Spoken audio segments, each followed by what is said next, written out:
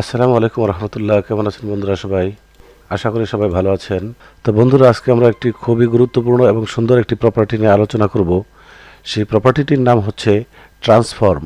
তো এই টপিকটির কোনো কিছু মিস না করতে চাইলে ভিডিওটি শুরু থেকে শেষ পর্যন্ত দেখার অনুরোধ রইল। তো চলুন শুরু করা যাক।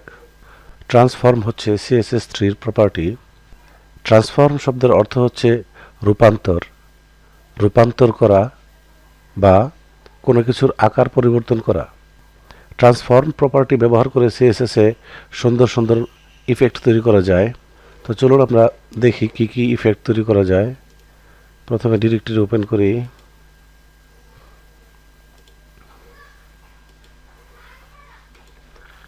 লেয়ারটি দুটি কলামে ভাগ করে নিলাম: ইন্ডেক্স ফাইল, সিএসএস ফাইল। তো প্রথমে আমি বক্স নামে একটি ডিভ নেব। বক্স নামে একটি ডিভ নিলাম।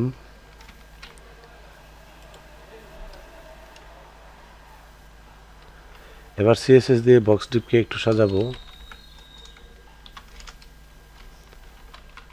With 200 pixel,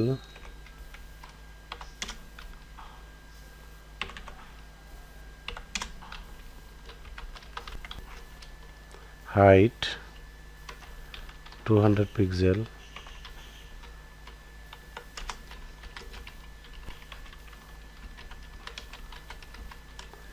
background colour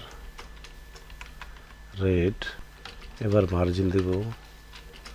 margin উপর থেকে 100 পিক্সেল নিচে আনবো এবং মাঝখানে আনতে যাচ্ছি। এখন পেজটি সেভ করে ব্রাউজারে ওপেন করি। দেখতে পাচ্ছেন আমাদের ডিপটি চলে আসছে। এবার এখানে আমি একটি কন্ডিশন তৈরি করব। ডট বক্স, বক্স ডিপের মধ্যে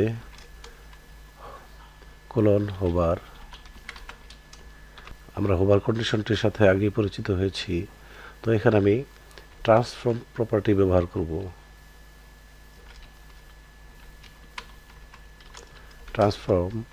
ট্রান্সফর্মের অনেকগুলো ভ্যালু হয়। তার মধ্যে আমরা প্রথমে রোটেট ভ্যালু নিয়ে কাজ করব। রোটেট, ট্রান্সফর্ম রোটেট লিখলাম। এবার এখানে যদি আমি লিখে দিই 45 DEG, অর্থাৎ 45 ডিগ্রি। এখন পেজটি সেভ করলাম। এখন দেখছেন আমি যখন হোভার করছি ডিপটির মধ্যে কিন্তু কোনো রকম পরিবর্তন দেখা যাচ্ছে না। তো এখন আমি রিলোড দিই।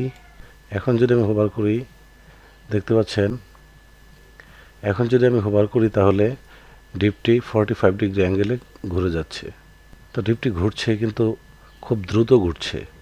আমি চাচ্ছি সে যেন একটু স্মুথলি ঘুরে। তা সেজন্য যে ডিপটিকে ঘোরাতে চাচ্ছেন সেই ডিপের মধ্যে একটি প্রপার্টি ব্যবহার করব, ট্রানজিশন।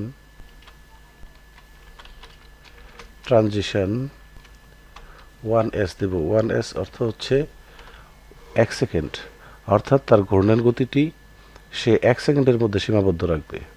এবার পেজটি সেভ করেছি, রিলোড দিই। এখন হোভার করি, দেখতে পাচ্ছেন সে কিন্তু স্মুথলি ঘুরছে। এবার চাইলে এখানে আরও একটি ইফেক্ট যোগ করা যায়। সেটা হচ্ছে সে ঘুরবে এবং ঘোরার সাথে সাথে তার ব্যাকগ্রাউন্ড কালার চেঞ্জ হয়ে যাবে। তো এই ক্ষেত্রে এখানে ব্যাকগ্রাউন্ড কালার